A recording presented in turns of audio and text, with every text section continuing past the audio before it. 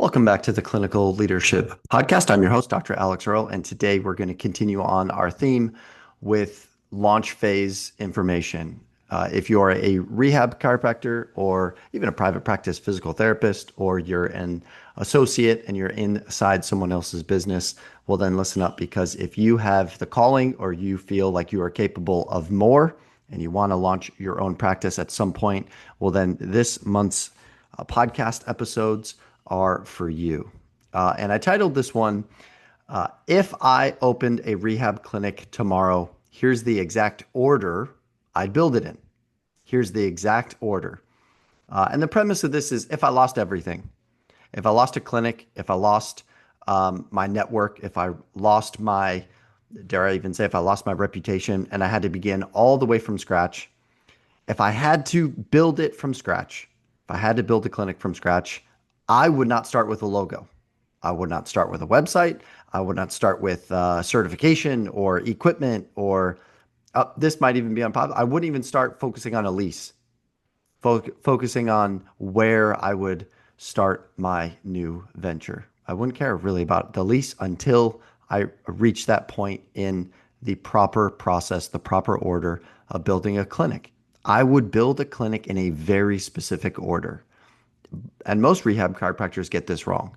So today I'm going to walk you through the exact sequence I would follow, a step-by-step process if I were to open a clinic tomorrow. And as I said, if you're a student or you're an associate thinking about opening and doing your own thing, this is a must. All right, this is a must. So if you're ready, I'm ready. Let's dive in. Step number one. Step number one is positioning.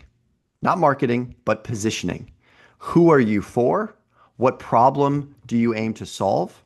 What makes you different? Most rehab, actually most chiropractors would just say, I treat pain. And that's not positioning. Positioning is when you make a I help statement. So getting crystal clear on who you help with an I help statement, such as I help active adults over the age of 35 avoid surgery and stay in the gym. Or I help golfers with back pain return to the course without injections, pain pills, or rest. They're very clear, they're very specific, and oftentimes they're memorable.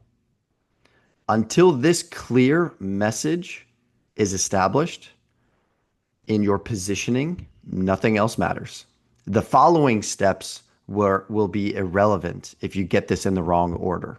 All right. Step two is your core offer. I'm not talking about services. We are not selling services. I'm talking about a core offer. What are you actually selling? An evaluation or a 12-week transformation? An adjustment or a return to sport roadmap? Most clinic owners sell visits, individual visits, and that's a huge mistake. I encourage clients, as I've learned from business coaches and masterminds and groups that I've been a part of, is that we are selling an outcome. We're selling an outcome. It's structured, it's packaged, it's clearly defined. And more importantly, your customer can then visualize what the process looks like to do business with you. Because if you can't explain your offer in one sentence, I would argue you don't have one. Step number three, pricing. This is where most smart clinicians sabotage themselves.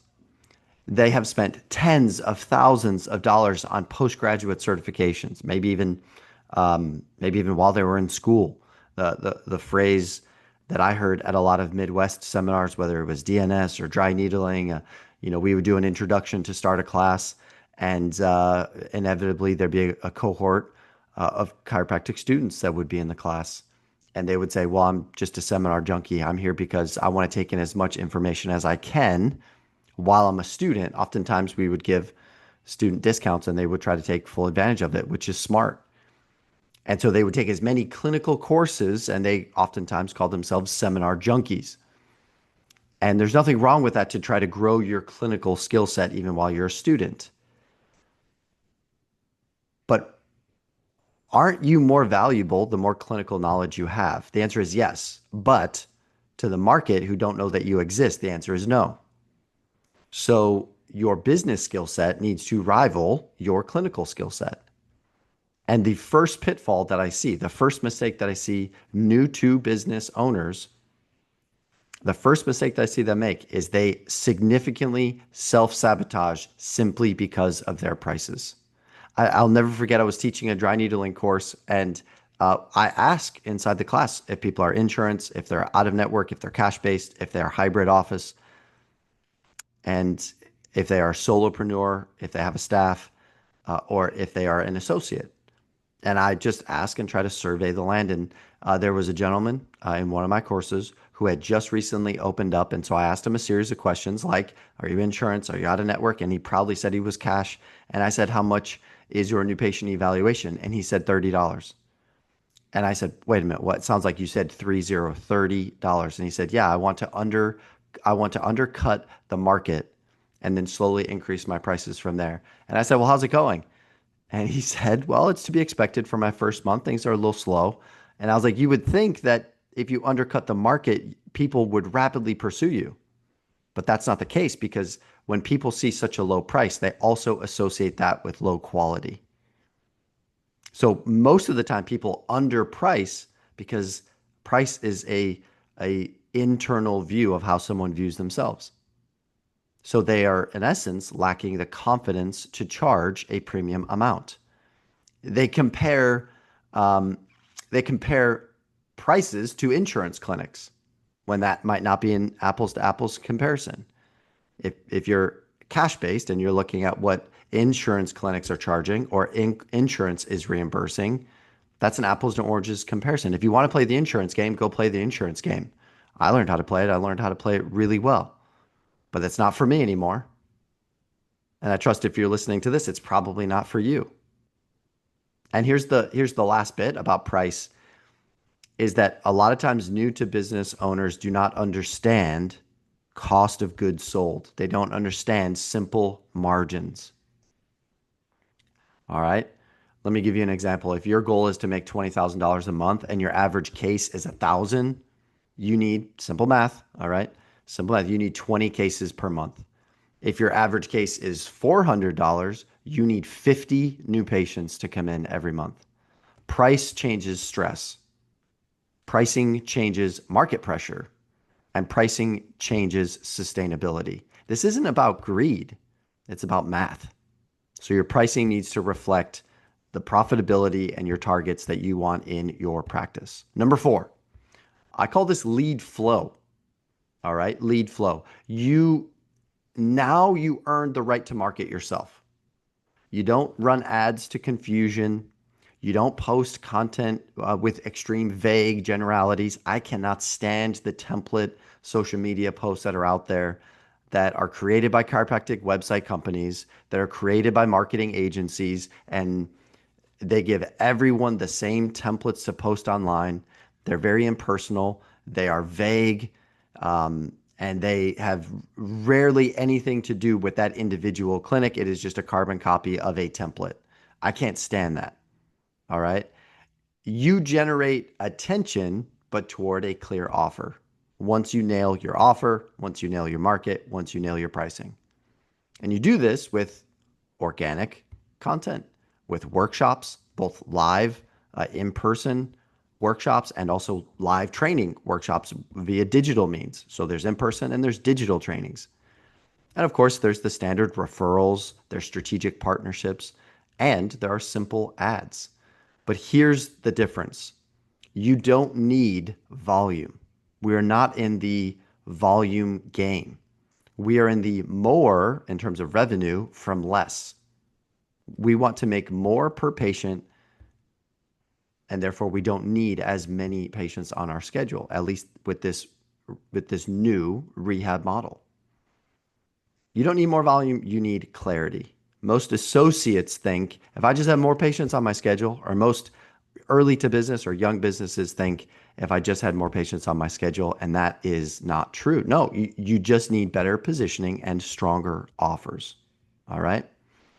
Step 5, I would create, and if you don't have something, you need to create it. If you have something created, you need to refine it. Step 5 is I would create a sales process. Yes, I just used the word sales. If that word makes you uncomfortable, you're definitely not ready to own a clinic. Sales is a critical competence communicated clearly. It is that simple. You're simply communicating your confidence in what you are providing. It's explaining the patient's problem, the plan, the specific plan of action that you have created with the patient, the expected timeline, and most importantly, the investment, as in how much it will cost them in time, energy, and money to complete the plan of care, to fulfill or to achieve the outcome that they want. And the best sales process is done without an apology. It's done without rambling. It's done without discounting. We don't discount our services. We don't need to discount our services. We can create way more value so that our prices appear like a discount, but we are not actually offering a discount. If you can't convert, lead flow doesn't matter. If you cannot convert a patient from simply, here's what's wrong, here's where you'd like to go, here's my plan. If you can't have that conversation, lead flow doesn't matter, like I said. All right, step number 6, a fulfillment system. Now we're talking operations. This is scheduling. This is an advanced scheduling system that I teach all of my clients. This is session flow, what a session actually needs to look like, whether you're doing 30 minutes, 45 minutes, 60 minutes. Some of the patients that I see are intensive therapy sessions, which are 90 minutes in length. I see them less often, but I see them for longer times. So I'll share with you what a session flow would look like. Also, we talk about building a program. We're not selling individual sessions, but we have program templates. Re-exams need to get factored into that, and communication. I call it a cadence of communication, where you are communicating to your customers, and therefore you are communicating with them how to behave inside your business. Because nothing is worse than when somebody fills out a web form that they want a discovery visit with you. It takes you 5 days to get back. Then they come in for their exam or discovery visit, and then there's crickets. There's nothing. Because if you're relying on your memory and you're not building a fulfillment, a communication cadence within your fulfillment, then they're gone. You lost them. And it doesn't matter if you have better clinical outcomes for the thing that they're coming in for, that patient is gone. Simply because there was no cadence to your communication. All right. And this is actually one of the things that I identify early on with mastermind clients in a burnout warning, because this is where burnout creeps in. All right. You're either creating burnout when you're relying on memory to reach out to all these people and it's chaotic. And so one of the things I do with mastermind members is I build the system so that they don't get burnt out, because it's not built on chaos. All right. You're building a repeatable structure of fulfillment that includes a cadence of communication. All right. Step 7, retention and ascension. All right. If you don't have an ascension ladder, which I learned from Dan Kennedy a long time ago, it's like the pain, physical pain is what brings someone into your world. And then you need to ask yourself, what's next? Someone finishes a plan of care, what's next? Ask them what their next goal is. That very next thing that they want, assuming it fits in with your scope of practice, it could be performance training. It could be semi-private personal training. It could be group fitness. It could be more remote coaching. So if somebody wants a continuity program in the form of a home exercise regime, and you just need to know what equipment they have at home, and you'll continue to write programs for them. We have several clients that are doing that. That's brilliant, because you're selling a program then, right? And it's less time on your treatment schedule, but you're still being able to fulfill it. All right. What about a maintenance membership or a wellness program?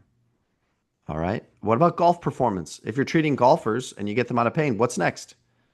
A lot of times we just tell our clients, hey, we've made some momentum with you're making good momentum with your patients.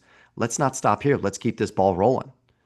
And if you're a competitive athlete, like a lot of golfers are, they're not going to want to stop when they see the fruits of their labor in working with you for the plan of care. They're not going to want to stop. Or one of my favorites that I love doing are return to run programs.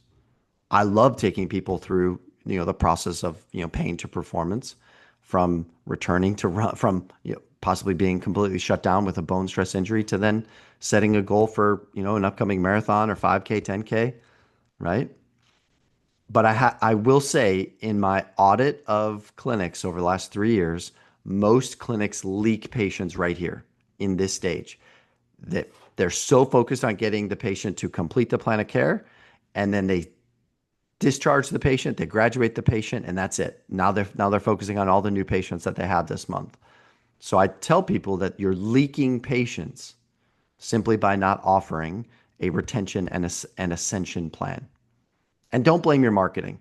When you complete a plan of care, that's to be celebrated. Okay. But don't blame your marketing. Okay. Retention is additional revenue. You can't forget that. All right. Now, let me just say this clearly. If you're a student or you're an associate, or you're quietly thinking, I could build something better than I'm currently set up, or I could build something better than I witnessed when I was an intern, then you don't need more random ideas. You need a sequence. You need this sequence. So I just gave you the what. Here's this, the steps into the order of starting a business. If you want to learn more, on March 25th, I'm teaching a live training. It's called the DC to LLC launch in 7 days or less. That's the core promise. I will teach you everything from a legal perspective. I'm not an attorney, but I will teach you everything that you need to have in order to launch your first business. And you can do it in as little as 7 days. That's the core promise. It's not motivation. Okay. It's not mentality. It's not mindset. It's strictly mechanics. I'm taking you through positioning, offer creation, pricing models, lead generation, and the first 90 days of business ownership on what you have to do in order to collect a payment, get registered with the state, get a tax ID, get an EIN. All of those things I'm going over inside of this training on a step-by-step basis. So if you are capable of more, this is your next move. All right. And let me leave you with this. Most clinic owners don't fail because they lack intelligence. They fail because they build out of order. If you build in the right sequence, you create momentum. If you build randomly, you create chaos. So join me March 25th. It's a live training. The replay will only be available for 72 hours and then it's gone. I need you to register. The link to register will be in the show notes. I need you to commit to it and I need you to show up, and let's build this business the right way.